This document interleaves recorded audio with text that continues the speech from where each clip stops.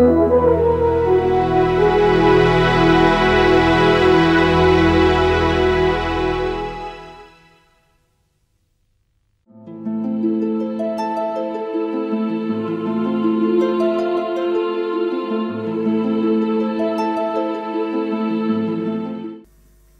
Ibu Saudara sekalian, saya mengerti tema mempersiapkan hari kematian bagi beberapa orang ini dianggap sebagai tema yang konyol.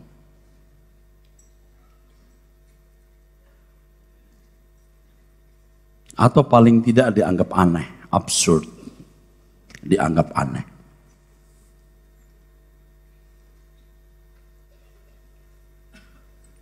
Hal ini terjadi karena dekadensi, kemerosotan standar iman Kristen yang sudah terlalu jauh, terlampau jauh. Sehingga tema yang mestinya harus dianggap wajar ini menjadi tidak wajar. Karena cara berpikir Kristiani memang paradok, saudaraku. Memang bertentangan dengan cara berpikir dunia. Sangat bertentangan.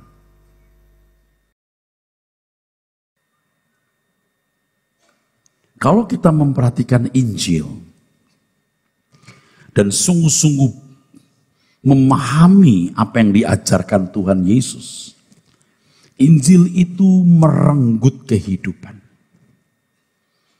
Injil itu merampas kehidupan. Jika Tuhan mengatakan, kalau kamu tidak melepaskan dirimu dari segala milikmu, kamu tidak dapat menjadi muridku. Pengikutan pengiringan kepada Tuhan Yesus itu merampas hidup kita tanpa sisa. Habis seluruhnya. Paulus mengatakan, aku melepaskan semua. Bukan melepaskan sebagian, melepaskan semua. Sampai kemudian Paulus bisa berkata, hidupku bukan aku lagi. Habis, saudaraku. Mestinya kita harus bisa menghayati kematian terhadap dunia ini sebelum fisik kita mati. Seharusnya kita bisa menghayati kematian terhadap dunia sebelum fisik kita benar-benar terkubur. Sebelum kita benar-benar mati secara biologis. Mesti. Harus. Saudara, camkan hal ini. Seseorang yang tidak mempersiapkan dirinya menghadapi kematian, kematian biologis artinya dikubur, tidak mungkin dia bisa serius secara proporsional dengan Tuhan. Tidak mungkin.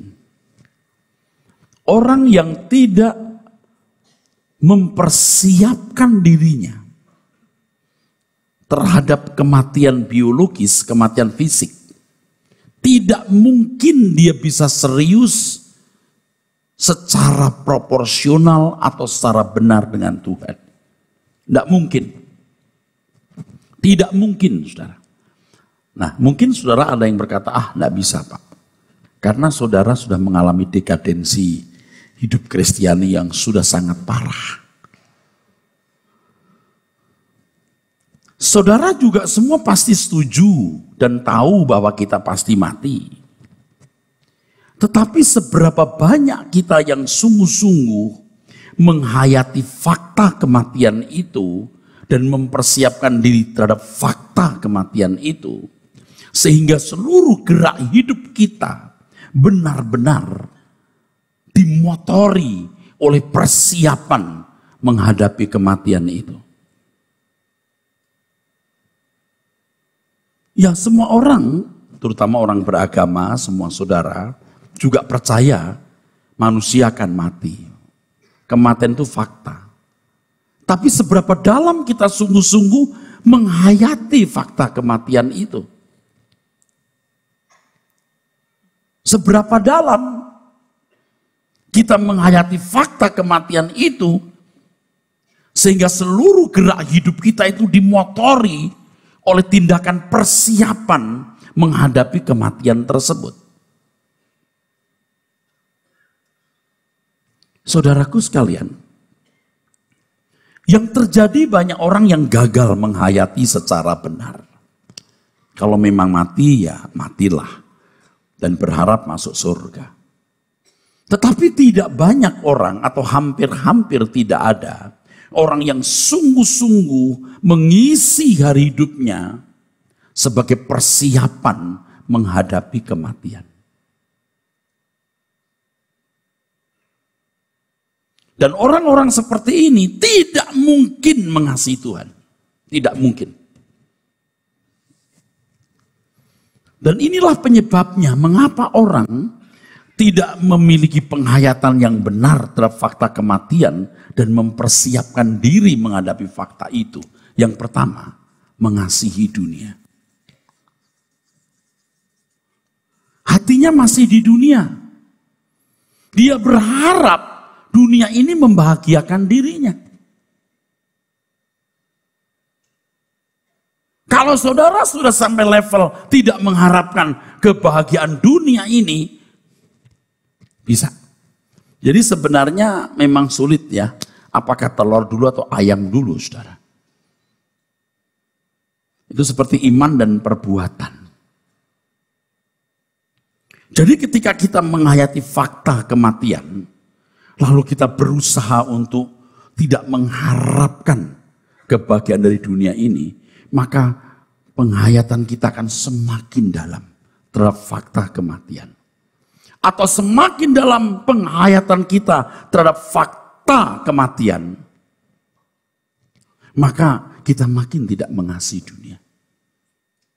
Rata-rata kita masih punya hati yang terbagi. Entah berapa persen, saudaraku. Tadi saya sudah mengatakan ikut Tuhan Yesus harus rela hidup kita dirampas habis. Mengasihi dunia. Yang kedua, menikmati dosa.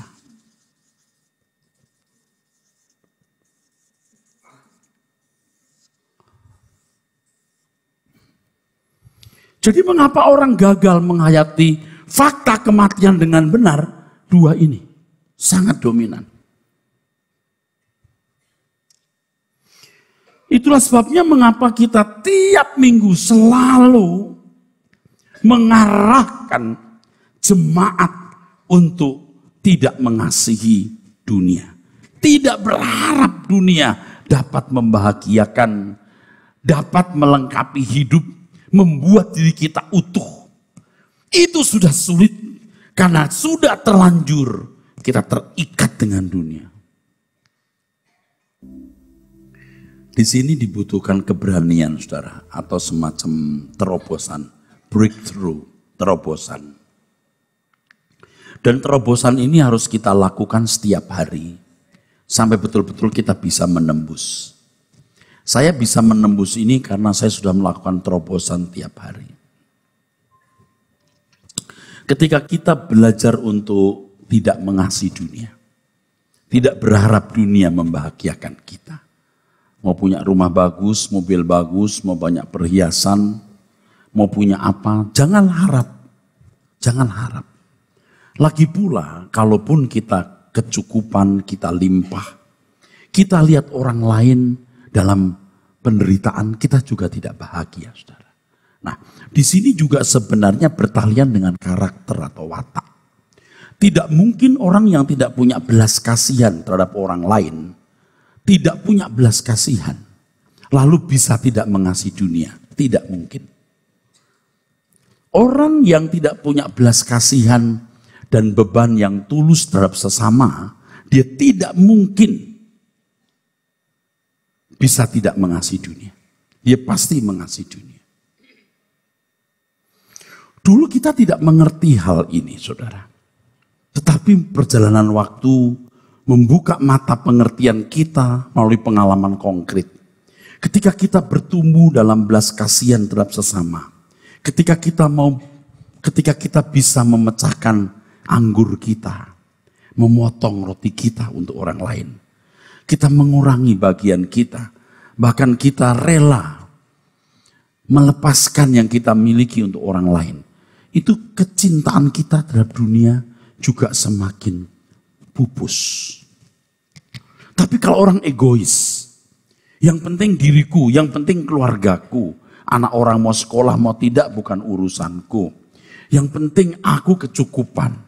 Orang begini tidak mungkin tidak mengasihi dunia. Saudara bisa mengerti maksudnya? Kita tidak mengerti dulu. Jadi kalau ada orang yang kelihatannya rohani gitu ya, rohani. Tapi terhadap sesamanya pelit. Dia kejam. Oh, tidak mungkin. Dia rohani, tidak mungkin. Walaupun dia berdoa, jadi pendeta, sering datang ke menara doa puasa, dia tidak memiliki belas kasihan terhadap orang lain. Tidak mungkin, saudaraku. Belas asih, belas kasihan terhadap orang lain dan penderitaannya. Itu akan mendorong kita untuk tidak mengasihi dunia. Anda masih bersama saya? Anda masih bersama saya? Ngerti? Nah, banyak saudara yang hitungan banget gitu loh. Jadi di sini Bapak Ibu, seseorang harus menyadari saudaraku, bahwa kita ini representasi Tuhan. Wakil Tuhan di bumi untuk memperhatikan orang lain. Memang untuk itu, jangan takut nanti saudara berkata, wah Pak kalau begini, nanti semua orang datang, saya tidak. Tuhan akan memberikan kepada saudara batas-batas yang dipatok Tuhan yang menjadi bagiannya. Pasti. Pasti ada bagian saudara. Berlanjut ketika saudara punya belas kasihan terhadap orang lain, kasih terhadap sesamamu, maka engkau menyadari bahwa semua yang kau miliki milik Tuhan.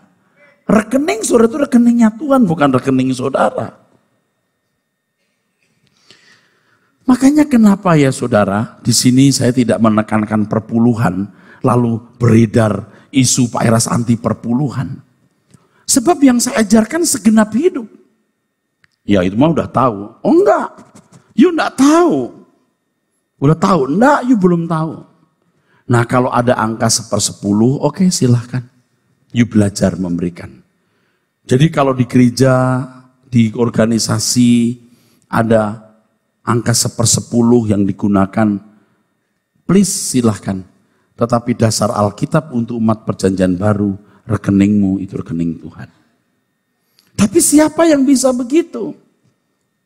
Selain dunia juga sudah rusak, banyak gereja tidak bisa dipercayai, dan banyak orang sudah lama meng-HI apa yang menjadi miliknya. Kalau saudara merasa memiliki sesuatu di bumi ini, Anda nggak mungkin siap mati. Anda harus merasa tidak memiliki apapun, baru siap.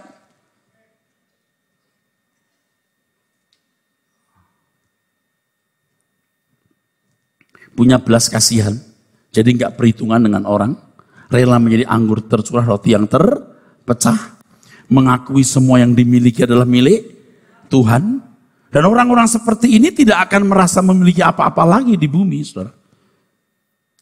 Di Lukas 16 ayat 12, bahwa semua yang ada pada kita itu milik orang lain, bukan milik kita.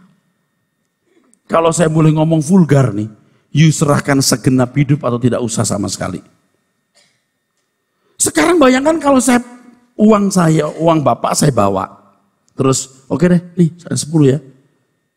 10. Jadi tambah banyak ya. Apalagi begitu. Loh ini memang milik beliau kok.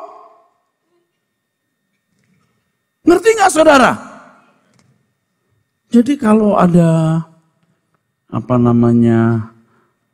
itu ya sudah isu miring di mana-mana saudara. Pak Eras ini yang membuat pemasukan gereja berkurang. Loh ini benar sudah beredar. Dia pikir saya nggak butuh duit kali ya. Saya juga butuh. Tapi buat apa kita terima uang dari orang-orang yang tidak memahami arti mengembalikan milik Tuhan? Kalau saudara merasa memiliki sesuatu di bumi ini, you tidak mungkin siap meninggal. Itu saya perhatikan ibu-ibu ya. Kalau makanan belum busuk, belum dikasih orang. Kalau baju belum lapuk, belum dibagi ke orang. Itu ibu-ibu tuh. Tapi bukan yang di sini. Kalau di sini nggak ada. Ini yang di tempat lain yang kebetulan kumpul pagi ini. Ini tepuk tangannya kenapa ya?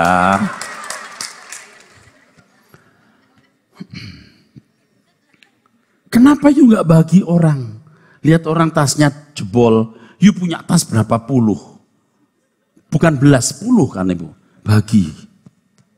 Kenapa? Itu perkara kecil loh. Saya perhatikan tuh ibu-ibu. Kenapa sih kita merasa memiliki sesuatu sih?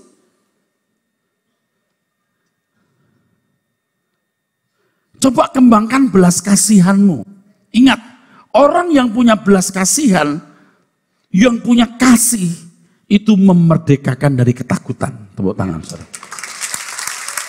Nggak takut bahaya. Tadi pagi saya tanya anak saya, kamu takut ada teroris? Karena dia sering tanya berapa kali, Pak, Papa takut nggak? Papa bukan nggak takut, Papa nggak bisa takut. Bukan sok, Papa nggak bisa takut. Apa yang mau ditakuti? Mau mati ya sudah. Tapi kalau saudara masih ada yang memegangi sesuatu di bumi ini, you pasti nggak berani mati. Masih punya someone atau something. Maka dimulai dengan tadi nadanya apa yang terakhir ya? C ya. Selamat tinggal keluargaku. Ini paling tercinta kan? Dan semua sahabatku. Itu nanti diganti. Selamat tinggal berlianku. Semua tas pakaianku. Ganti.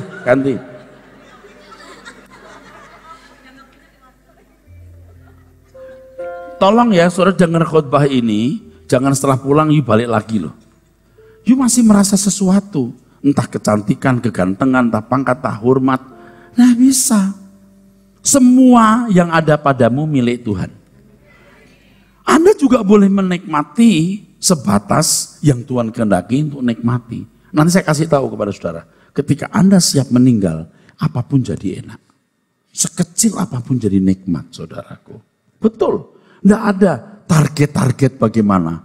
Tapi orang-orang seperti ini justru diberkati Tuhan. Dia dipercayai. Sebab kalau saudara punya banyak, malah membuat Anda binasa, mendingan punya sedikit. Makanya ada orang yang punya sedikit karena Tuhan pandang bahaya kalau punya banyak. Tapi ada orang yang punya banyak, dibiarkan oleh Tuhan karena memang sudah keras hati, dia nikmati sampai mati. Itu kayak Firaun, dikeraskan hatinya. Orang-orang kaya begitu, orang Kristen kaya seperti itu enggak sedikit, banyak. Yang kaya betul gitu, tapi merasa semua itu miliknya. Saya nggak yakin dia siap ketemu Tuhan, bohong dia ketemu Tuhan berani. Nggak berani dia, nggak mungkin dia siap ketemu Tuhan, ayo. Nggak mungkin, kenapa nggak mungkin? Nggak mungkin pokoknya. Firman Tuhan mengatakan pengalaman hidup saya membuktikan kok, saya tahu, nggak mungkin. Dan mengerikan kalau Anda jadi orang kaya, tidak punya masalah, makmur, Anda dibiarkan. Itu bahaya.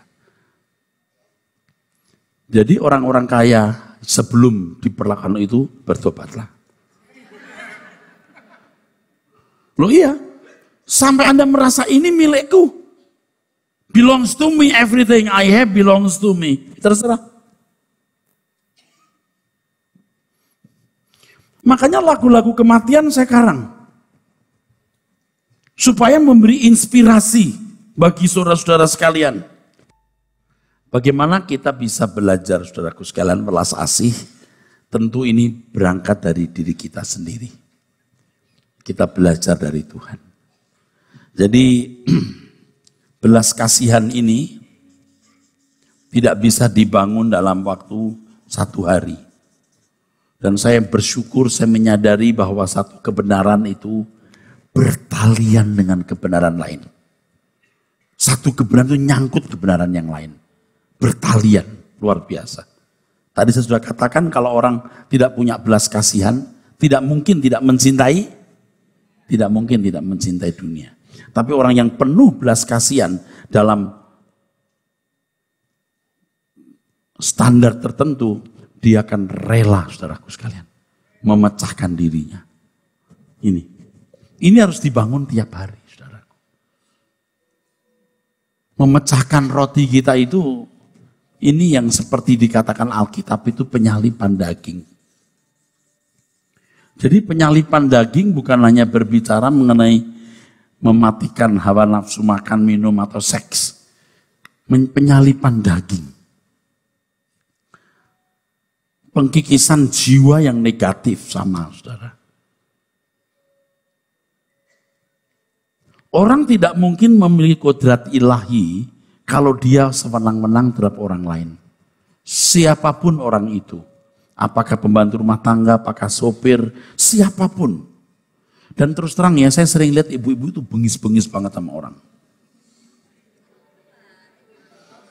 Sama pembantu tuh bengisnya enggak kira-kira. Ini bukan di sini, ini ibu-ibu yang di tempat lain.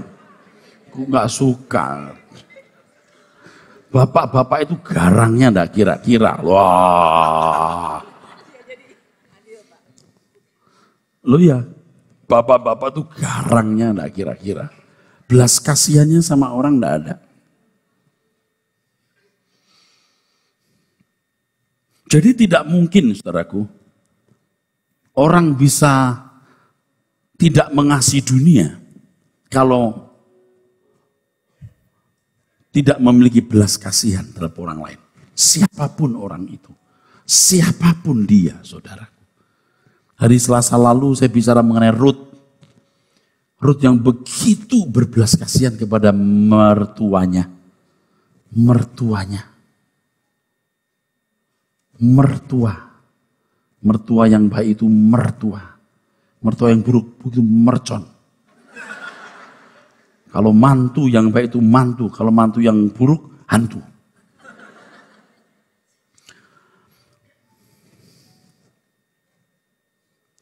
Dia tidak mengharapkan apa-apa dari mertuanya. Aku ikut engkau mami, di mana mami dikubur, aku dikubur. Bangsa mami, bangsaku. Allah mami, Allahku. Wah, hebat ini, saudara. Luar biasa bisa begitu, saudara. Ini belas kasihan.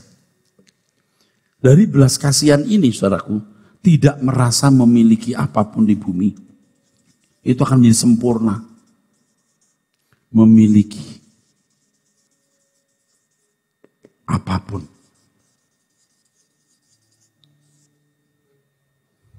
Tidak merasa memiliki apapun. Jadi kalau masih merasa memiliki sesuatu, Anda tidak mungkin siap meninggal. Makanya saudaraku, tolong nih diajarin, lihat nih.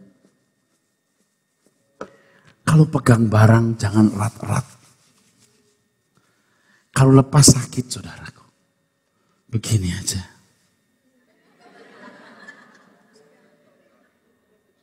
Kalau lepas enggak apa-apa. Tapi kalau saudara simpan begini, Anda masukkan di sini. Anda akan siap.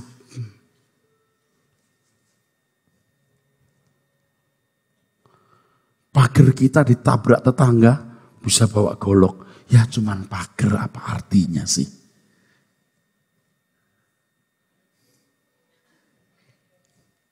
Ngerti maksud saya? Banyak yang begitu, soal-soal kecil. Soal-soal sepele. Harus rela. Kalau Tuhan izinkan hal-hal itu terjadi, harus rela, saudaraku. Harus rela. Supaya Anda tidak merasa memiliki apapun, sampai tingkat tidak merasa memiliki siapapun. Nah itu, Anda baru siap meninggal. Saudara sekarang masih merasa memiliki kan? Padahal logikanya nih, apa yang kita miliki sekarang ini nggak bersama kita loh. Yang bersama kita tuh yang kita makan hari ini, yang kita pakai. Betul? Asal ada makan pakaian, cukup. Ya ini. Cukup. Logikanya begitu. Yang kedua logikanya, setiap saat kita bisa mati. Kalau kita mati, saudaraku, nggak ada yang kita bawa. Dan kita rela, saudaraku sekalian, berbagi kepada orang lain kalau apa yang kita miliki itu milik Tuhan.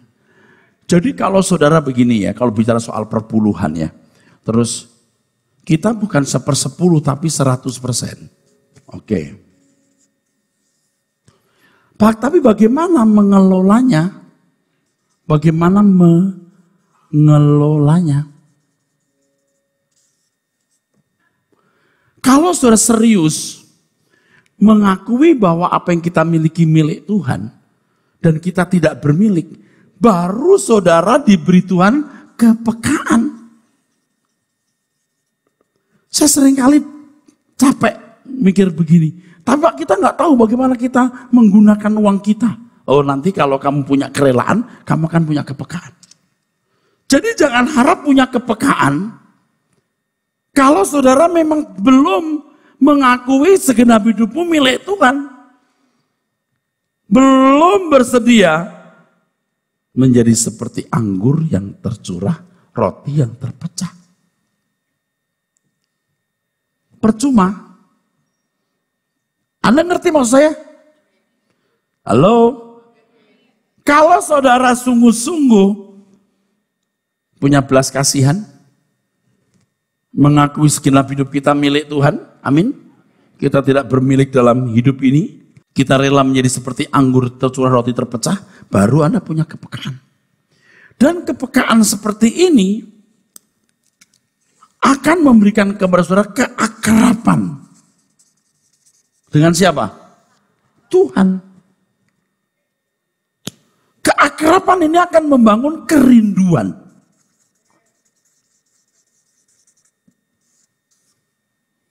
Jangan cepat-cepat berkata, udah saya mau mati aja deh, saya ketemu Tuhan.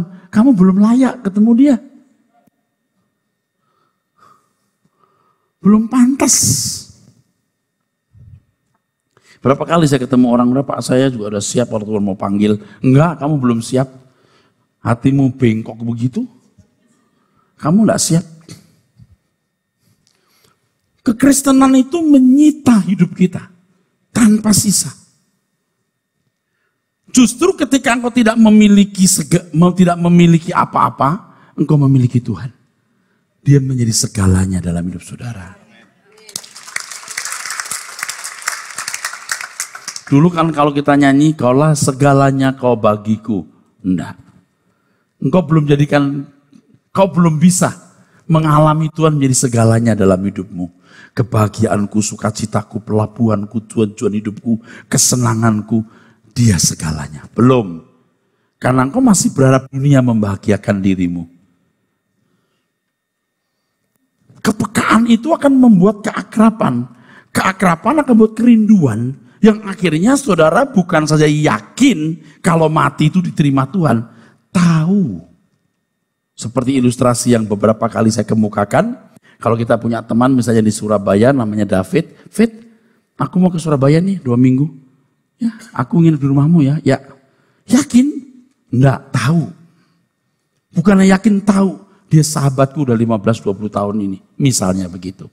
Saudara kalau bergaul dengan Tuhan, kematian itu benar-benar menjadi sesuatu yang menyenangkan. Bagaimana siap meninggal itu ini jalannya. Kalau enggak begini enggak bisa, Pak.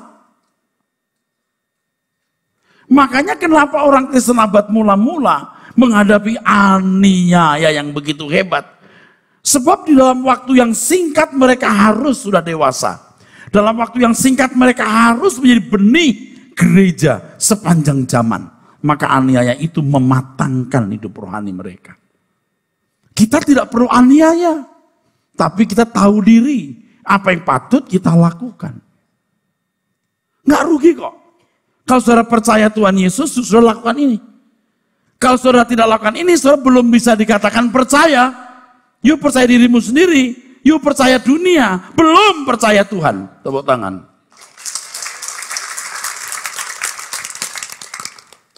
Bagaimana kita punya perspektif percaya? Luar biasa kan Pak? Luar biasa. Jadi percaya bukan Yesus juru selamat. Bukan hanya begitu. Tapi apapun yang dia lakukan, kita juga mau lakukan. Kalau dia mengosongkan diri, kita juga mengosongkan diri. Artinya semua filosofi dunia harus kita tinggalkan dan mengenakan filosofi hidupnya. Dan Anda tahu khotbah seperti ini, Anda nggak bisa beli pakai duit. Suasana seperti ini nggak bisa diambil lewat video. Nggak bisa. You mesti hadir di sini. Jangan ontar beli videonya, nggak bisa. Anda nggak bisa beli. Dan kalau saya ngomong jujur ya, saya frustasi. Saya lihat banyak gereja dan pendeta tidak membawa orang-orang sungsung ke surga. Karena tidak menantang mereka meninggalkan segala sesuatu. Yang berkutat soal berkat, persembahan, perpuluhan, itu diributin. Kalau sudah datang ke sini dengar begini, Anda baru tahu, oh pantesan Pak Eras nggak pernah ribut soal-soal begitu. Nggak perlu. Jangankan perpuluhan, kita kalau bisa cabut, kita punya ginjal atau jantung, kita masukkan kotak kolektor kok. Loh, betul nggak saudara? Itu bukan masalah. Iya Pak, tapi kan gereja juga mendidik orang.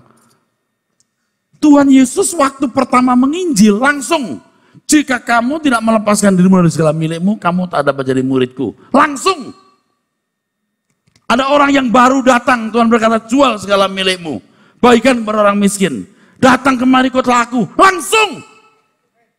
Jangan berkata, ini masih duniawi Pak, kapan dia mesti keluar? Jadi bisa saudara, tergantung seberapa kita berani menekan. Ini saya menekan terus nih. Ini saya menekan terus. Memang dibutuhkan contoh. Dalam hal ini saya harus jadi contoh. Pengerja-pengerja harus jadi contoh. Nggak bisa nggak jadi contoh. Harus memiliki sebuah kehidupan yang memikat. Ini loh orang yang sudah bosan hidup di bumi. Ini loh orang yang patah hati di dunia. Hanya mengasihi Tuhan dan membawa orang ke langit baru bumi baru. Harus ada contohnya. Dan sebenarnya saya memaksa diri juga. Kalau nggak maksa diri nggak bisa seperti ini. Saya juga pengen hidup wajar-wajar seperti yang lain lah. Tetapi ketika saya mengerti kebenaran, saya harus mengambil keputusan. Berani. Kepekaan itu membangun keakraban. Ini nggak bisa diajarkan Pak. Bu, nggak bisa. Anda harus mengalami Tuhan sendiri. Kalau ada kalimat ya, yang saya boleh pakai, ini menunjuk ke Filipi 3 ayat 7. Anda tidak akan memperoleh Kristus kalau belum nul pudul lepaskan semua yang kau miliki. Filipi 3 ayat 7. Melepaskan semuanya dan menganggapnya sampah supaya aku memperoleh Kristus.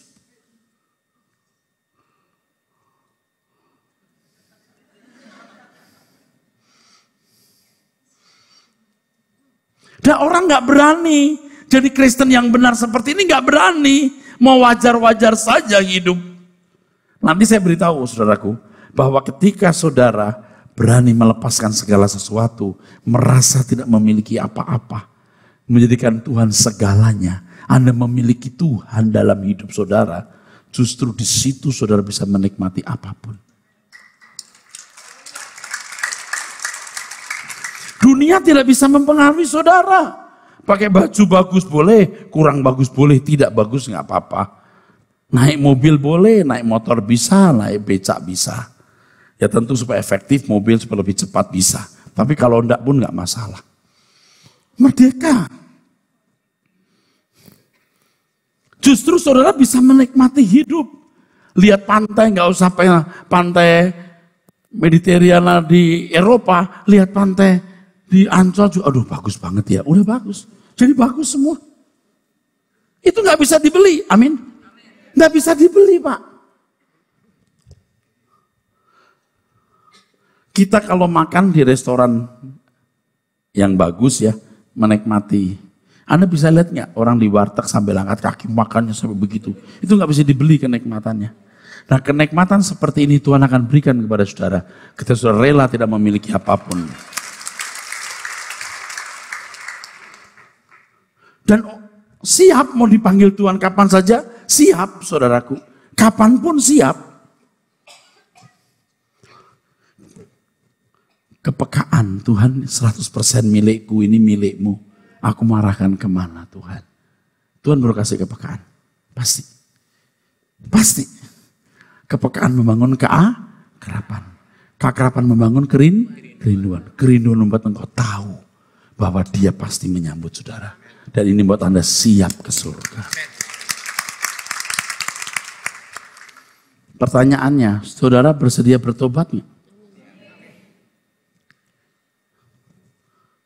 Yang di belakang, bersedia bertobat? Oke. Yang belakang dulu, Pak. Luar biasa. Kalau yang hadir semua ini bisa berubah hari ini, itu ledakan yang luar biasa. Saudara kalau berani meninggalkan segala sesuatu seperti yang saya ajarkan ini, Anda jadi orang yang terhormat di dalam kerajaan surga. Ingat ya, bukan konyol lalu, Pak Eras ini, uang saya semua saya kasih gereja. Enggak, rekeningmu itu milik Tuhan. Tetap aja di dalam rekeningmu, atas namamu. Pak, sama atas nama Tuhan, nggak bisa. Alamatnya nggak jelas. Domisilinya di mana? Di mana-mana. Maha hadir. Nggak bisa lah. Rekeningnya pakai rekeningmu. Kau anaknya. Kau dipercayai untuk itu. Itu rekeningmu. Cuman kamu harus siap kalau kapanpun Tuhan pakai. Tuhan baru Anda beri Tuhan kepekaan. Hebat sekali loh saudaraku. Ini kalau semua yang hadir ini, ya 80% atau 60% bersedia. Wah luar biasa saudara. Anda tidak akan jadi miskin. Tuhan akan pelihara saudara secara khusus dan istimewa. Saudara menjadi proyek Tuhan. Karena apapun yang Anda lakukan itu adalah proyeknya Tuhan. Tuhan akan pelihara saudara luar biasa. Lebih dari yang lain. Yang kedua, yang tadi saya katakan di sini. Ini berat. Ini menyatu dalam daging kita. Dan itu kita nikmati. Ini secara daging, flesh atau sarkos. Bahasa Yunaninya basar. Bahasa Ibraninya, ini dalam jiwa. Kebanggaan, ya, nilai diri, prestis di sini. Ini kita nikmati dua-duanya. Nah, banyak orang sudah lulus di sini, belum lulus di sini. Atau lulus di sini, nggak lulus di sini. Tetapi biasanya kalau orang berjuang di daging, jiwanya pun akan ikut ke bawah. Tadi saya sudah mengatakan bahwa kebenaran itu bersangkut paut. Hebat sekali. Ini pun bersangkut paut dengan yang di atas. Bukan tidak, ada hubungannya. Nah, untuk menyelesaikan masalah ini Pak, harus dibayar tiap hari. Per detik, per menit, per jam. Jadi kalau ikatan daging kita, saya nilai misalnya, ikatan dagingnya itu misalnya ini Pak. 1000. Itu nggak bisa rontok sekaligus 100, nggak bisa. Langsung 200, nggak bisa. Tapi dari satu.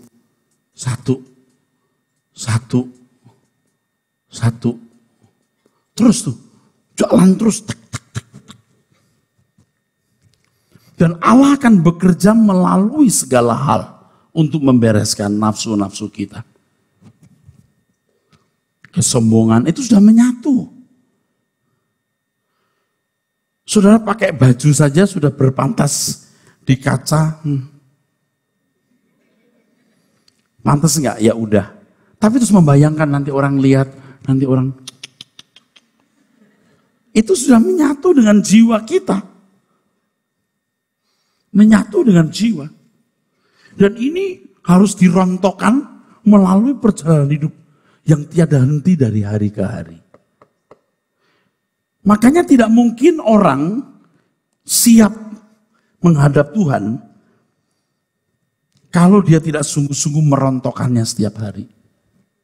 Bukan hanya tidak berbuat dosa, tetapi menghilangkan semua potensi dosa.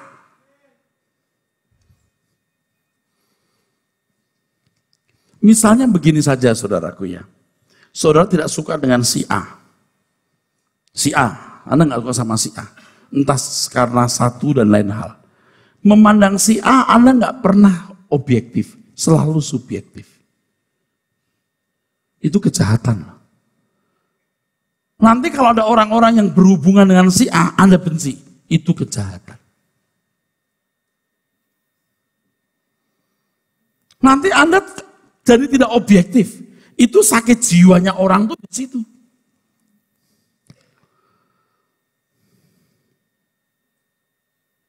Kebencian. Saudara harus belajar bagaimana memiliki hati yang merasa tidak berhak dihargai. Tidak berhak dicintai tapi mencintai. Tidak berhak dihargai tapi menghargai. Itu proses terus. Ya memang ini harus dijelaskan per ceramah. Nanti satu kali kita akan ceramah juga menyangkut hal ini, saudaraku. Tapi sekarang ya saya belum bisa bicara. Ya, saya belum bisa bicara. Waktu saya nggak cukup. Saudara manis-manis duduk di sini, bagus-bagus ya. Ini di dalam diri saudara ini ya, ini banyak merconnya yang bisa meledak setiap saat. Nangkep nggak saudara? Nah ketika saudara berkata Tuhan bentuk aku, ajaibnya justru ketemu orang yang membuat engkau meledak. Dan nggak ada cara lain untuk membuat merconnya itu jadi tidak meledak. Kecuali ketemu orang.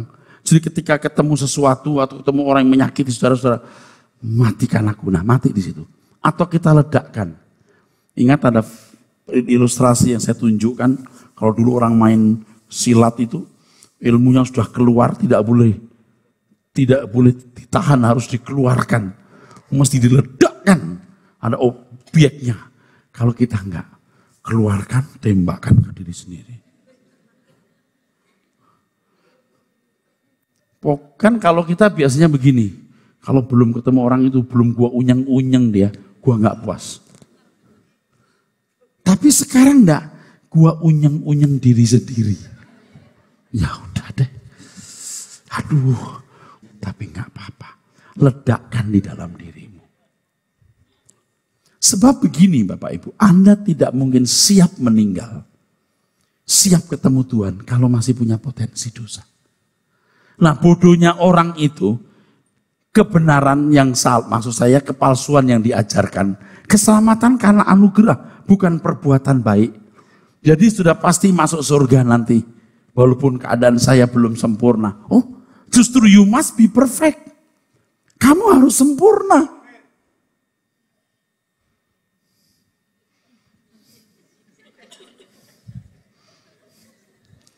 Amin.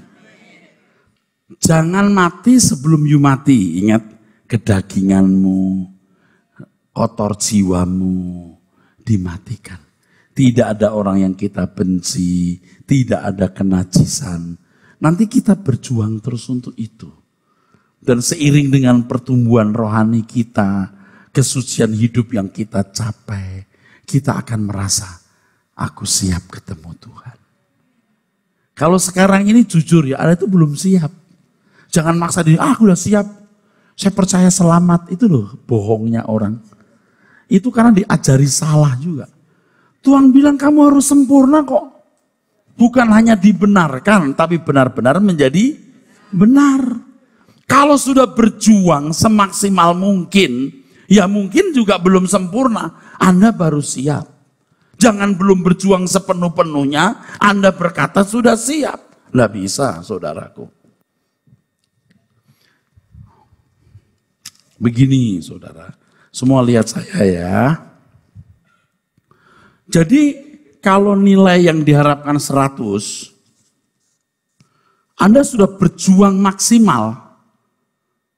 Sudah berjuang maksimal, dapat 80, dapat 60, dapat 40. Nggak apa-apa. Tapi saudara sudah melakukan ini 100%, semua kekuatan kemampuanmu.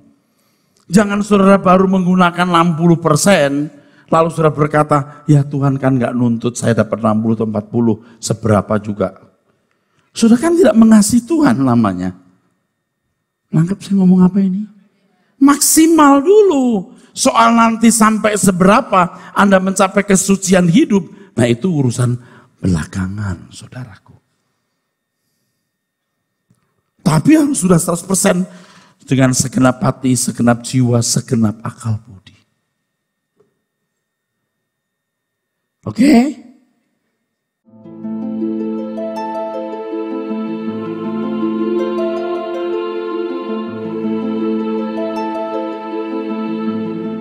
Pemazmur mengatakan, ajar kami Tuhan menghitung hari-hari yang sedemikian, supaya kami beroleh hati bijaksana. Ayat itu muncul ketika pemazmur mengatakan bahwa usia manusia telah dipatok Tuhan 70 tahun. Dan Anda boleh membuktikan fakta. Banyak orang usia 70 tahun, mendekati 70 tahun, lewat 70 tahun, tidak mampu menghayati fakta kematian. Sampai nanti di ujung maut, dia baru menyerah. Menyerah dalam kekalutan. Dan orang-orang seperti ini tidak siap. Menghitung hari berarti selalu mempertimbangkan bahwa titik akhir kehidupan itu ada. Faktanya, orang sudah mendekati usia 70 tahun, bahkan lewat 70 tahun, tidak mampu menerima kenyataan ada titik akhir hidup. Tidak mampu. Dan sebagai kompensasi dari keadaan tersebut, biasanya dia hanya mau jalan-jalan, ngurusi cucu yang punya duit, dia bikin ranch, bikin villa, atau paling parah nih, dia mempersiapkan peti yang bagus. Tapi sebenarnya dia tidak siap dengan titik itu. Dia tidak mempersiapkan bagaimana menghadap Tuhan, menghadap pengadilan, tapi melakukan kegiatan yang lain. Ini kan tragis, saudara. Menghitung hari berarti selalu memperhitungkan bahwa ada titik akhir kehidupan. Padahal kita semua tidak tahu kapan berakhirnya. Jadi kalau kita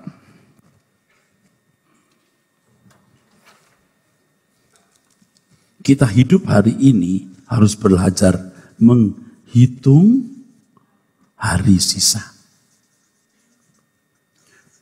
Sisanya berapa? Kalau Anda punya umur hari ini misalnya ya 40 tahun, sisanya masih berapa? 30. Anda punya usia 50 tahun, sisanya masih 20. Oke, Anda sekarang 20 tahun. Nggak tahu. Selalu ada begini, tidak tahu. 30 tahun atau mungkin lebih cepat. Tidak ada yang tahu. Jadi sebenarnya kalimat menghitung hari sisa juga berarti bahwa menghayati selalu ada titik akhir kehidupan. Dan tidak ada salahnya Bapak Ibu membayangkan bahwa Bapak Ibu memiliki nama sudah terukir di batu. Bayangkan itu. Saya kira nggak ada salahnya kita punya apa seperti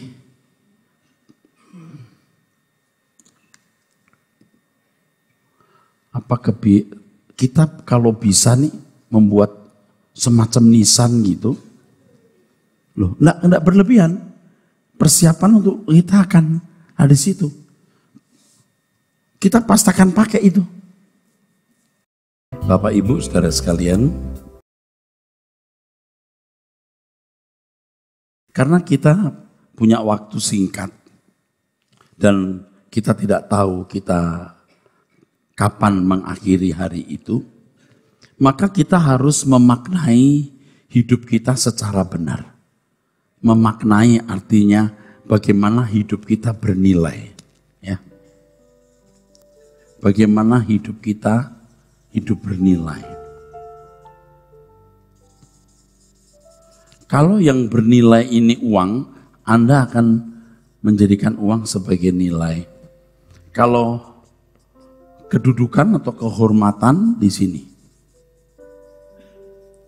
Ini memaknai hidup secara salah. Atau ini keinginan atau nafsu.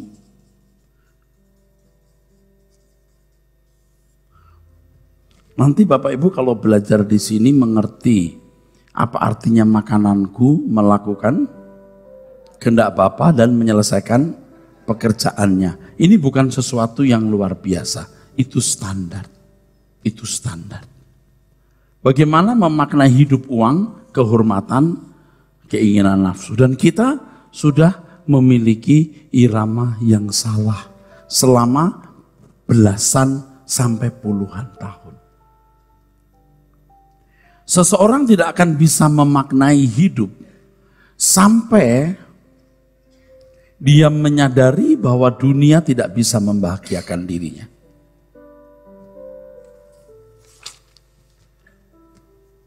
Orang yang mengasihi dunia tidak bisa memaknai hidupnya dengan benar. Itu konyol sekali. Orang yang masih mengasihi dunia tidak bisa memaknai hidupnya secara benar. Sebab dia akan memaknai hidupnya dengan uang, kedudukan, kehormatan, nafsu, dan lain sebagainya. Ini. Nah, dunia sudah terlanjur memiliki standar. Dan semua kita telah hanyut di dalam irama itu. Dalam pola tersebut. Dalam standar tersebut, saudaraku. Bahkan kemudian agama, dalam hal ini Tuhan, menjadi dukungan support untuk itu. Sampai segitu parahnya kesalahan itu. Anda bisa ngerti maksud saya? Sampai sebegitu salahnya. Sampai begitu kelirunya, saudara. Jadi sebenarnya banyak orang yang ke gereja bertuhan, tetapi memaknai hidupnya belum benar. Karena apa? Belum meninggalkan segala sesuatu. Hanya orang yang meninggalkan segala sesuatu, tidak mengharapkan dunia membahagiakan, dan berani setiap hari semakin mengurangi keinginan-keinginan dagingnya ini. Ya. Orang-orang yang bisa memaknai hidupnya dengan benar. Dan ini memang orang-orang istimewa. Sedikit sekali, hampir tidak ada, saudaraku. Hidup adalah Kristus. Yohanes 4 ayat 34. Makananku melakukan, menyelesaikan ini. Dan kehormatan, saudaraku. Nanti Bapak Ibu sudah terlanjur salah, di usia tertentu tidak bisa balik. Dan saya kira sebagian saudara ini nyaris tidak bisa balik, atau memang sudah tidak bisa balik lagi. Bagaimana memulai hidup dengan melakukan kehendak Bapa dan menyelesaikan pekerjaannya. Jadi kalimat bagiku hidup adalah Kristus, itu bukan kalimat yang luar biasa, itu standar. Baik kau makan atau minum atau melakukan sesuatu yang lain, lakukan semua untuk kemuliaan Allah, itu bukan luar biasa, itu standar. Hidupku bukan aku lagi tapi Kristus yang di dalam aku, itu standar. Jadi bukan sesuatu yang luar biasa. Seandainya manusia tidak jatuh dalam dosa, manusia tidak perlu kok berusaha memaknai hidupnya. Karena dengan sendirinya, saudara, manusia sudah memiliki irama bagaimana hidup hanya untuk melakukan kehendak Tuhan dan menyelesaikan pekerjaannya. Begini Bapak Ibu, ini kan ayat ini muncul setelah manusia jatuh dalam dosa.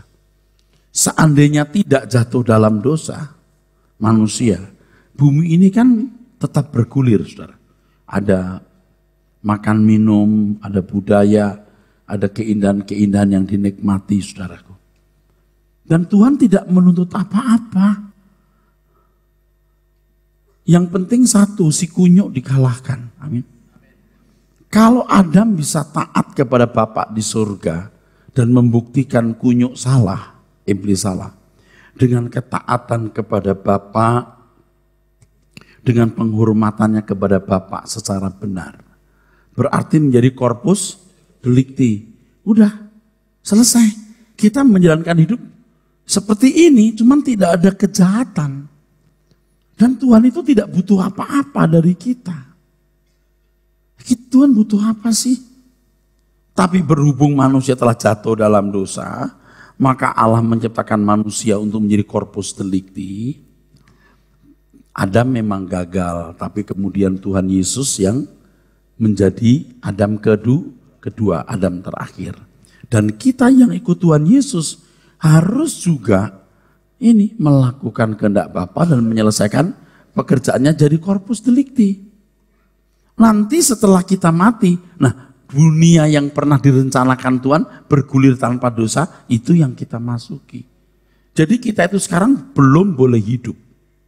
Kita sekarang hanya berjuang. Hidup yang normal, tanpa dosa dan segala kenikmatan, itu nanti di langit baru, bumi baru. Jadi kalau saudara mau menikmati hidup di dunia seperti anak dunia, saudara berkhianat kepada Tuhan.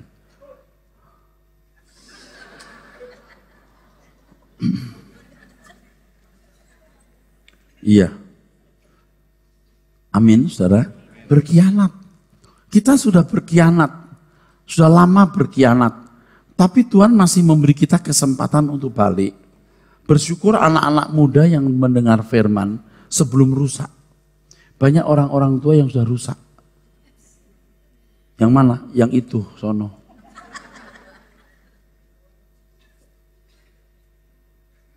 Jadi standar. Baik kau makan atau minum, atau melakukan segala sesuatu, lakukan semua untuk kemuliaan Allah. Itu standar.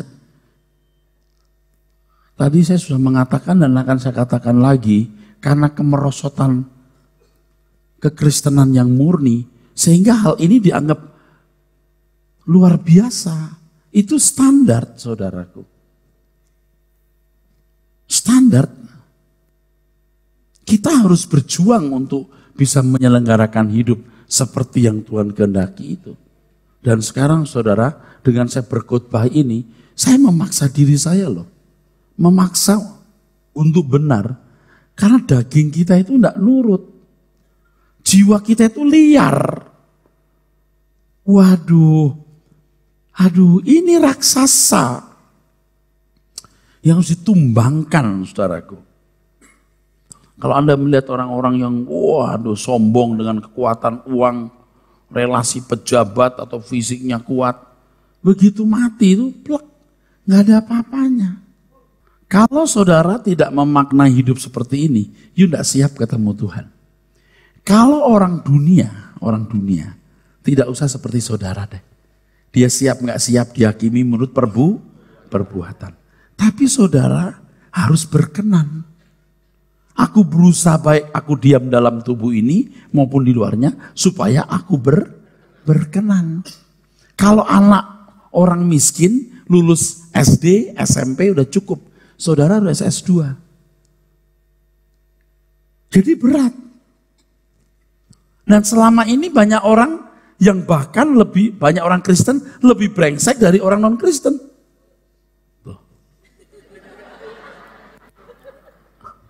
Banyak. Jadi saudara ini memang istimewa sekali loh. Jadi Kristen itu istimewa sekali. Jadi persiapan hidup orang Kristen dengan persiapan hidupnya orang non-Kristen itu beda. Anda punya persiapan ini, persiapan kematian untuk orang Kristen ini, persiapan kematian kelas anak Allah. Bangsawan surgawi. Corpus delicti. Saudara pikir, ya persiapan kematian apa sih paling hidup suci? Ya tapi gimana penjelasannya? Nih saya jelaskan sekarang. Selama ini kan Bapak Ibu nggak ngeh, atau nggak tahu, atau nggak sadar bahwa Anda memiliki persiapan kematian yang jauh lebih sukar dari orang non-Kristen atau orang yang bukan umat pilihan.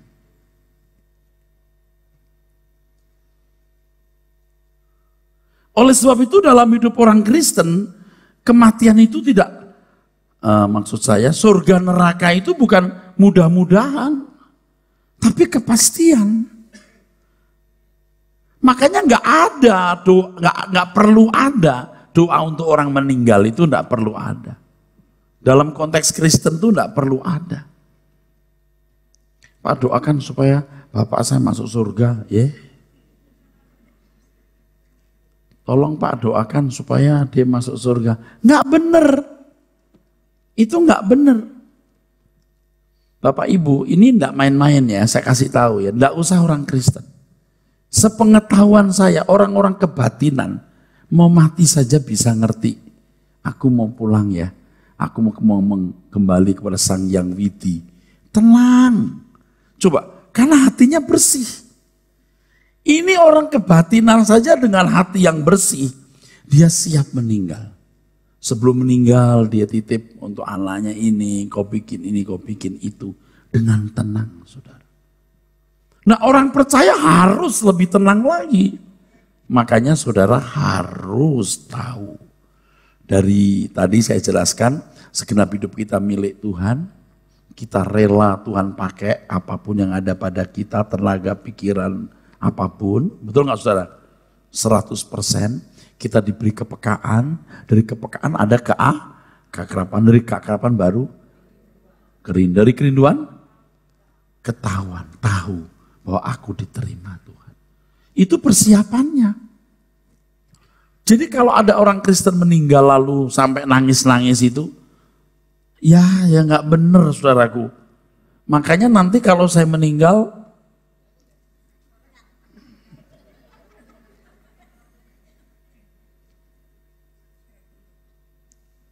tadi kan nyanyi, bila ku menutup mata ini, gitu.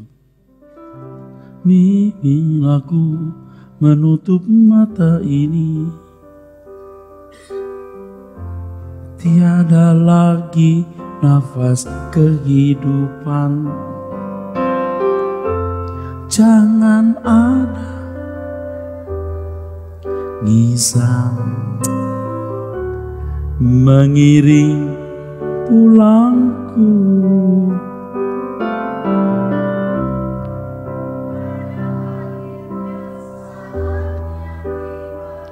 Pinter.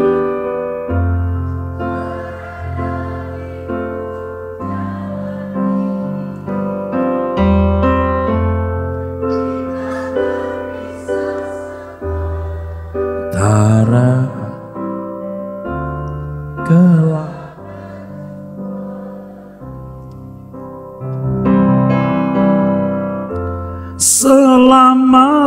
tinggal keluargaku dan semua sahabatku.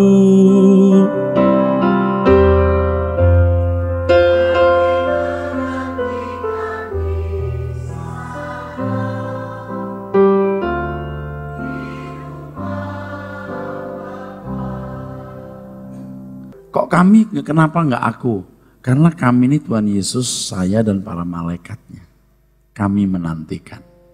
Kami menantikan dirimu di rumah.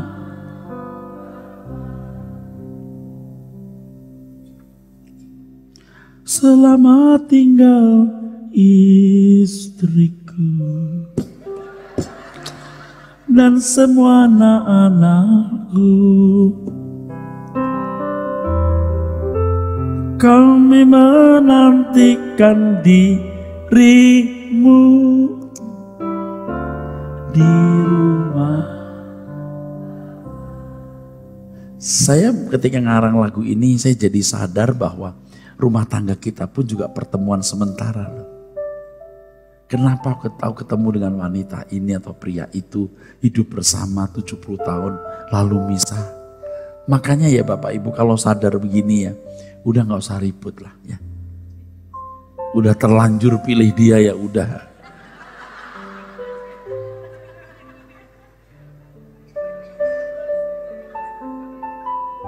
Loh ini kenapa sih colek-colek sebelahnya? Enggak, ini bener. Ya cuma sebentar ya udah, nggak usah. Jangan cari yang lain ya udah. Ini mesti dilestarikan ini ya.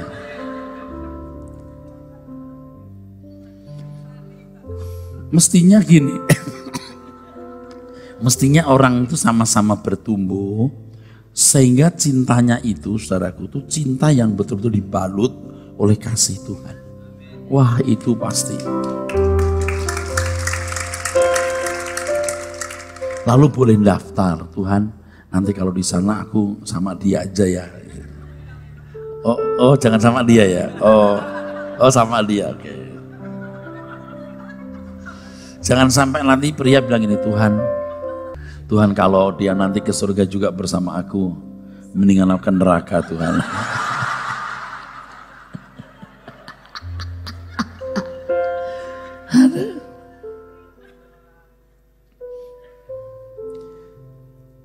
Jadi Bapak Ibu, kita memaknai hidup ini khusus, enggak sama. Selama ini langkah hidup saudara rata-rata sama dengan anak dunia. Saya bukan mau membelin pendeta atau gereja. Dan yang paling bertanggung jawab mestinya itu gereja. Gereja enggak buka mata. Persiapan kita sebagai orang percaya beda dengan persiapan mereka. Kalau cuman begini, waktu aku lapar, kau berikan aku makan. Ketika aku haus, kau berikan aku minum. Itu standar dunia. Itu standar orang-orang non-Kristen. Yang berbuat baik dan karena kebaikannya bisa masuk, dunia akan datang. Tapi saudara dan saya itu adalah karunia sulung roh. Ini Roma pasal 8. Yang menderita bersama-sama Tuhan Yesus. Yang sempurna seperti Bapa di surga, yang lulus dari corpus delicti. Jadi kalau saudara belum punya nilai corpus delicti, ya jangan mati dulu. Berat dong Pak. Ya nggak ada barang bagus harga murah lah kok. Amin. Saudara itu paham nggak yang saya maksud ini? Jangan mati sebelum jadi corpus delicti. Sedangkan kita nggak tahu kapan kita mati. Makanya kita harus ngotot luar biasa. Harus ngotot. Bagaimana semaksimal mungkin 100% dengan segenap hati, segenap jiwa, segenap akal budi. Nah, adapun nilai akhir kita berapa, yang tadi saya gambar di situ, enggak masalah, tapi kita udah maksimal. Makanya Bapak Ibu sekarang udah jangan diributkan dengan banyak masalah. Artinya begini, kerja keras, ya ngurus usaha, ya ngurus rumah tangga mesti. Tapi semua itu merupakan dukungan dan media di mana kita bergumul untuk menjadi corpus delicti. Anda tidak bisa menjadi corpus delicti dengan tinggal di hutan, ketemu monyet-monyet. Enggak diproses. Tapi kita di tengah-tengah masyarakat, ketemu suami model begini, ketemu istri model begini, ketemu mertua kayak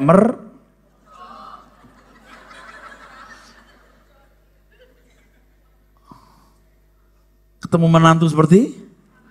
Enggak. Ketemu menantu seperti mantap. Nah, ini proses. Jadi bersiaplah menghadapi hal-hal itu. Iya. Saya kadang-kadang tuh perkara kecil pun saya perhatikan. Saya ke toilet, waduh. Orang buang bom. Terus gak dibersihkan. Saya mau keluar, ntar dikira gua. Atau nanti kalau ada orang yang masuk, gimana? Ya udah saya gini aja. Oh ya, udah bersih, saya nggak pakai situ, saya pakai tempat lain. Kenangan saya pahit di situ. Tuh, enggak, kenangan di sini bikin saya gitu, membayangkan itu loh, benda itu meruntel kayak tiwul itu loh. Jadi saya buat bisnis pindah lagi. Iya, saya jalan di satu tempat, set mau jatuh, cari tisu, saya lap-lap begitu. Nanti orang jatuh.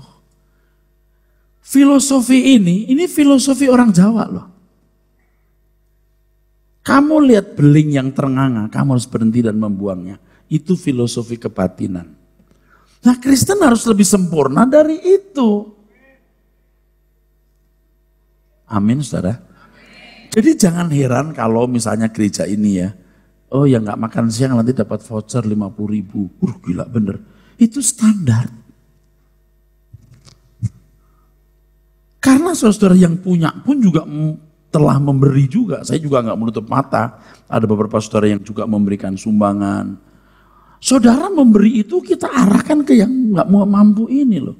Dan Anda yakin bahwa ini tidak sia-sia aku lakukan. Jadi saudara kalau memasukkan uang ke kotak kolekte itu ada jelas untuk siapa dan tulus. Ini standar. Kita nggak pernah jadi miskin karena memberi, menolong orang. Sekarang bayangkan kalau ada anak gadis nggak sekolah nanti jual diri, cantik-cantik begini, oh kita sekolahkan. Waktu berlalu, tapi apa yang kita tabur diingat. Orang non-Kristen pun bisa buat itu, kalau kita harus lebih dari situ. Amin, saudara. Nah, kita harus jadi sempurna. Jadi persiapannya, kalau persiapan orang bukan umat pilihan,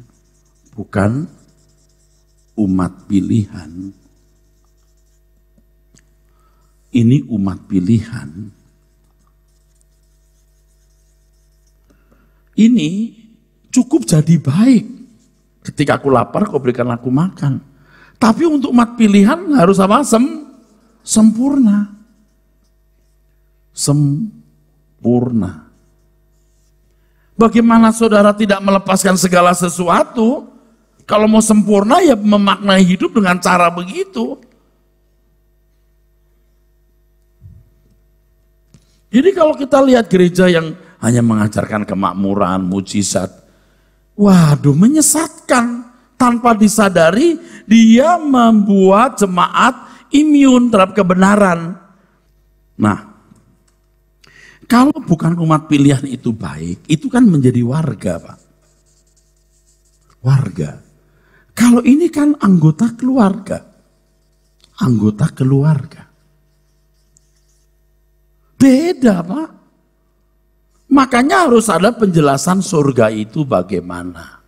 Saya pernah seminar soal surga nggak ya di sini? Belum ya, kalau PA pernah ya. Nanti kita PA soal surga boleh.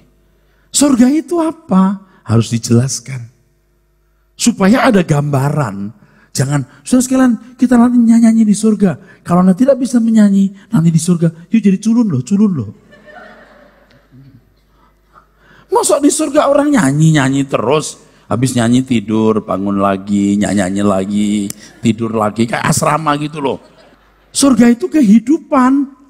Kita kan ketemu lagi. Halo, apa kabar Ibu, Bapak? Kita kan ketemu.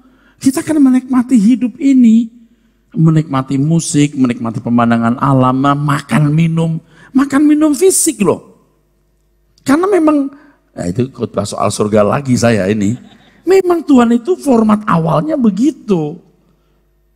Kalau kita persiapan, kita itu harus targetnya sempurna. Karena kita menjadi anggota keluarga, kerajaan. Tetapi kalau bukan umat pilihan, targetnya hanya menjadi baik, dia menjadi anggota masyarakat.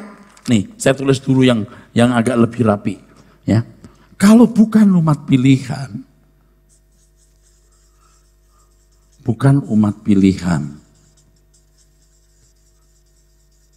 ini cukup jadi baik. Apa yang kau lakukan terhadap saudaramu yang membutuhkan pertolongan itu perbuatanmu bagiku. Itu menjadi anggota masyarakat.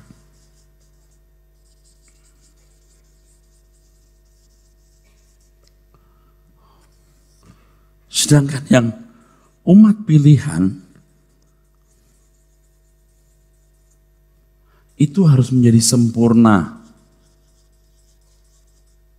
Lalu menjadi anggota keluarga kerajaan. Kita ada di sini, saudaraku. Kita ada di sini. Jadi persiapan kematian kita itu jauh lebih sukar, jauh lebih berat. Makanya kita harus mengerti penjelasan mengenai kekekalan, mengenai surga, mengenai neraka. Nah, saya beritahu satu hal, dan Bapak Ibu alami sendiri, katakan amin. Bapak Ibu alami sendiri, katakan amin. Ketika saudara bergumul untuk sempurna, betul-betul mau hidup tidak bercacat, tidak bercela, ada dua hal yang saudara akan alami. Ini dibuktikan ya, saya sudah katakan buktikan sendiri satu. Anda akan menemukan betapa dahsyatnya kengerian terpisah dari Allah. Anda sudah merasakan terpisah dari Allah itu mengerikan. Yang kedua, Anda akan merasakan betapa indahnya hidup dalam persekutuan dengan Tuhan. Dengan kalimat lain, Anda sudah bisa merasakan dahsyatnya neraka dan indahnya surga. Tepuk tangan saudara. Tapi melangkah dulu, tadi saya sudah mengatakan, kalau saudara mengakui seluruh hartamu milik Tuhan, dan engkau menyadari bahwa rekeningmu itu rekeningnya Tuhan, dan saudara sungguh-sungguh tulus mau menyelenggarakan hidup sesuai kehendak Tuhan, Tuhan beri kepekaan. Dari kepekaan membangun keakraban, dari keakraban membangun, dari kerinduan membangun. Iya. Kerinduan ini buat kita tuh tahu, aku diterima. Kalau saudara bergumul itu sempurna, hidup tidak bercacat, tidak bercela, saudara betul-betul mau meninggalkan percintaan dunia, meninggalkan keinginan-keinginan daging, saudara akan melihat betapa dahsyatnya kengerian terpisah dari Allah, tapi betapa indahnya. Anda mulai merasakan di bumi ini. Nggak usah nanti. Nggak usah nanti, sekarang. Makanya saya sering berkata, sediakan waktu berdoa. Tadi saya sudah mulai dengan buktikan ya.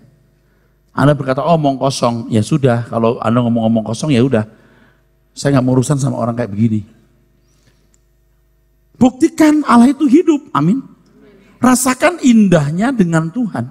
Sebab ketika Anda hidup, berusaha hidup benar, Anda berbuat salah, sakitnya enggak kira-kira loh. Aduh Tuhan, kenapa aku salah Tuhan? Aduh, aku rasa sakitnya.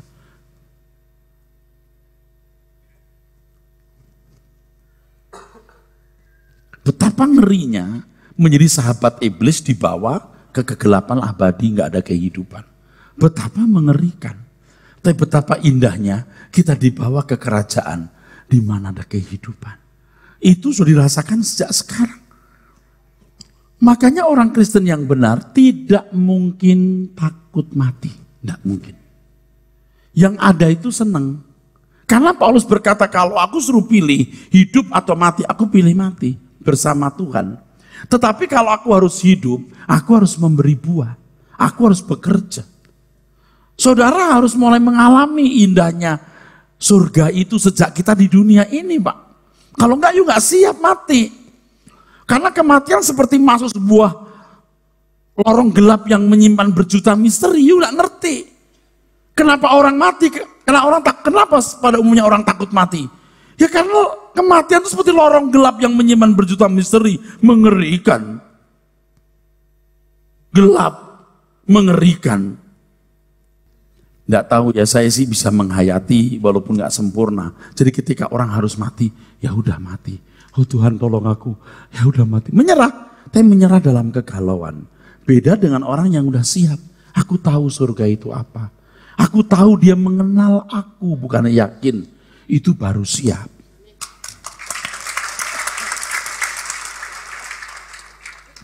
Dulu kan ada lagu di Pembaringan itu ya. Sekarang udah jarang dinyanyikan ya. Jangan-jangan juga lupa kata-katanya. Di Pembaringan, terakhir aku berbisik. Tuhan Engkau ada di sini. Kaulah yang menemani.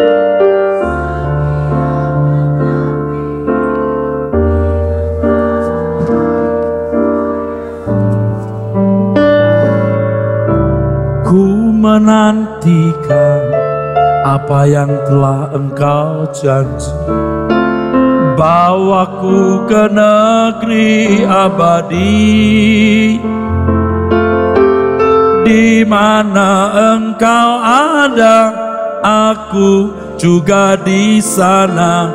Teduh di dalam rumah Bapa, dengar bahana kidung surgawi, penghuni surga gegap memuji. Sanjungan bagi Sang Maharaja, iring berpulangnya hamba yang setia. Jadi Bapak Ibu, jangan sampai kita menyerah dalam kegalauan yang tidak terungkapkan. Anda ngerti gak maksud saya? Ya udah harus mati gitu. Aku sudah ketemu orang-orang yang ketika melihat wajah saya terus gak perlu nangis. Mestinya dia senyum. Kita akan ketemu Pak.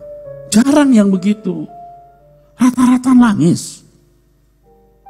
Kayak dia mau dibawa ke penjara, tahu gak kalau orang?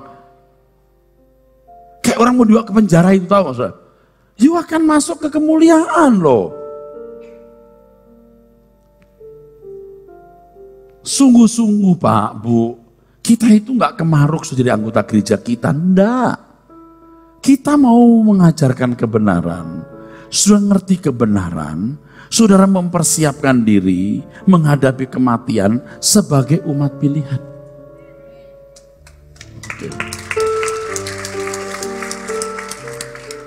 Terutama ya, ini yang saya siapkan perkataan dari tadi, saya mau siapin kalimat ini.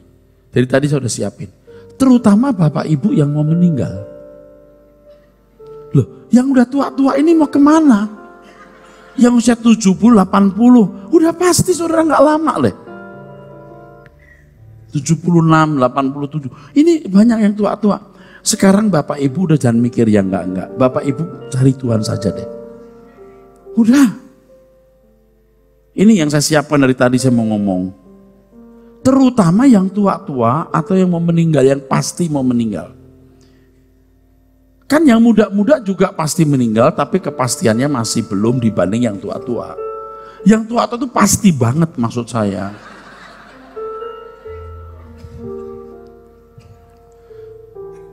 Oh, saya nggak mau mati Pak. Nggak bisa, you harus mati. Saya nggak mau mati, pasti mati. Kalau Tuhan panggil saya pura-pura nggak denger Pak. Yeah.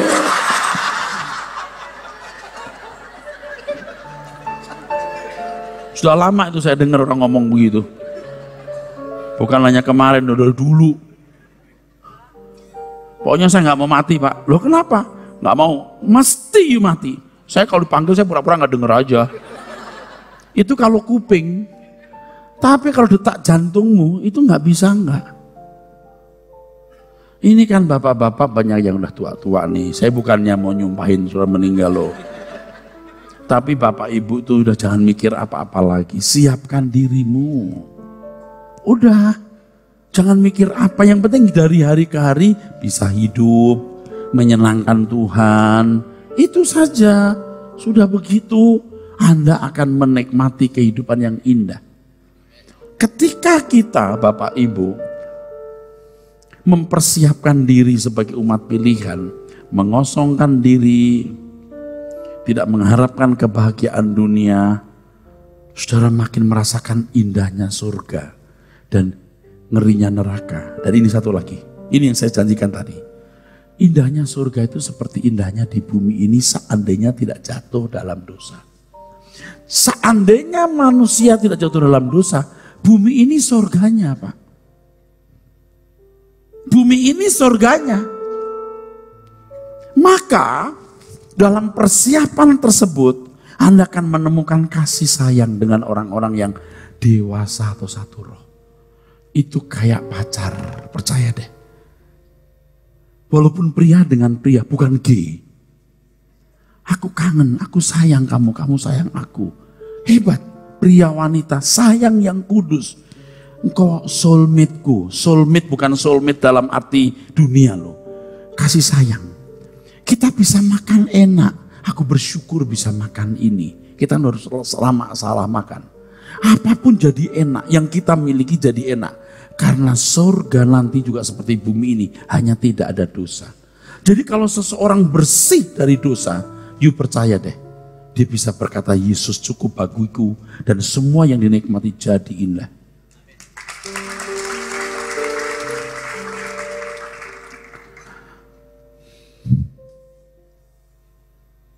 Jadi persiapan kita ini, saudaraku, itu harus sebuah persiapan yang real, yang nyata, dengan segala pengorbanan tanpa batas. Betapa berharganya waktu. Saya ingatkan bahwa kita hidup dengan resiko kekekalan. Resiko kekekalan. Jangan seperti binatang. Hewan tidak mengerti resiko kekekalan. Dahsyat. Kalau kita mengerti resiko kekekalan Bapak Ibu, kita jadi tidak takut kalau menghadapi apapun. Sebab kita tahu melalui segala sesuatu Allah bekerja untuk mendewasakan kita. Tepuk tangan boleh. Kesukaran-kesukaran hidup yang terjadi dalam hidup kita tidak sambut sebagai celaka atau bencana, tapi kita sambut sebagai berkat yang mendewasakan kita. Sebagai persiapan untuk memasuki kekekalan yang indah. Di sini Bapak Ibu bisa mengerti bahwa hidup menjadi petualangan yang hebat.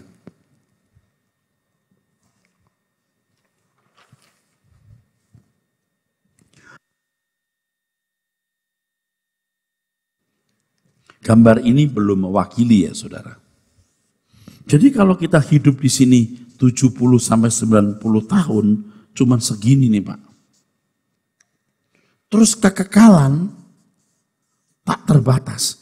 Ini 70 tahun ini petualangan yang hebat.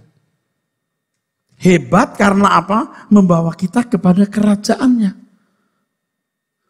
Tetapi kalau ini menjadi, maksud saya ketika kita hidup kita sembrono seperti binatang, tidak melihat resiko kekekalan, ini petualangan yang mengerikan. Mimpi yang mengerikan, nightmare. Begitu bangun di kekekalan, kita berkata, kok begini ya? Kalau aku tahu begini, aku akan lebih berhati-hati. Tapi Anda nggak bisa balik lagi. Anda tidak bisa balik lagi, saudaraku. Nah, apakah Anda akan dihidupkan di sini atau dimatikan? Tergantung di sini Anda hidup atau mati. Kalau di sini Anda mati, nanti di sana Anda hidup. Di sini Anda hidup suka-suka sendiri, di sana Anda mati. Jadi gereja harus menjadi proses di mana orang-orang sedang dimatikan dagingnya. Makanya nggak penting sekali, saudaraku, harus ada ini itu di liturgi. Nggak penting, saudaraku. Nggak penting banget. Ya kita punya musik bagus, bolehlah. Tapi seandainya hanya piano saja ini tanpa band lengkap juga bisa. Nggak penting, nggak perlu sekali. Anda masih bersama saya? Ada tari-tarian, oh bagus tamborin. Kalau nggak ada pun nggak apa-apa. Di sini banyak tiang, orang bilang, waduh sayangnya banyak tiang. Di Rehoboth orang itu nggak lihat tiang, dia cuma dengar khotbah, tahu nggak? Loh ini benar, yang penting suara saya didengar dia. Emang begitu? Lagi pula kalau saudara nih misalnya ini nggak pakai tiang, Anda lihat saya, yang bagus itu cuma gedungnya. Saudara usia 45 tahun ke atas, Anda pakai kacamata, lihat muka saya nggak jelas. Tapi dengan TV, jerawat saya pun kelihatan. Sebenarnya kalau orang mau tuh lihat begitu, bisa. Jadi Bapak Ibu, kalau Anda mau hidup, Anda harus mati. Di sini Anda harus jadi ciptaan baru bisa masuk di sini. Ciptaan baru itu bukan hanya jadi baik. Tadi saya sudah mengatakan orang Kristen bukan hanya jadi baik, jadi sempurna. Sekarang bagaimana gereja melahirkan orang-orang yang bisa menjadi ciptaan baru. Dan bertumbuh terus menjadi sempurna. Jadi pada waktu meninggal, ya bersyukur saya sudah bisa mengantar saudara, inilah buah-buah Rehoboth Ministry Tuhan. Jadi klaster Rehoboth ini nanti kalau ke sana banyak jumlahnya. Nggak apa-apa jumlahnya gereja ini nggak banyak seperti gereja lain, nggak apa-apa. Tapi prosentasenya tinggi. Klasternya ini klaster yang terbanyak. Saudara tepuk tangan tuh ngerti nggak harganya tepuk tangan? Iya harus berani mati. Di 70 tahun ini harus jadi ciptaan baru, bertumbuh terus jadi manusia Allah. Makanya Bapak Ibu jangan sampai kelewat waktu. Sebab kalau 9 bulan Anda ibu-ibu hamil lalu tidak melahirkan, itu bayi mati Pak. Mati. Itu betul. Kebenaran rohani itu paralel dengan kebenaran fisik. Tingkat tertentu udah keras kepala enggak bisa. Saya udah lihat orang-orang begitu. Dulu saya enggak lihat karena saya memanfaatkan orang tersebut. Karena saya butuh dukungannya. Jadi tutup mata aja dan memang tidak tahu. Tapi sekarang setelah saya tahu kebenaran, wah, nggak bisa tutup mata. Yuk nggak bisa dibetulin lagi. Aduh, gimana? Itu juga sebenarnya termasuk salah saya juga. Sekarang kalau saya boleh menebus kesalahan saya, ya saya bikin seminar tiap bulan. Dan PA dan khutbah yang baik. Nah ini yang saya bisa lakukan untuk menebus kesalahan saya. Sampai ketemu bulan depan di seminar.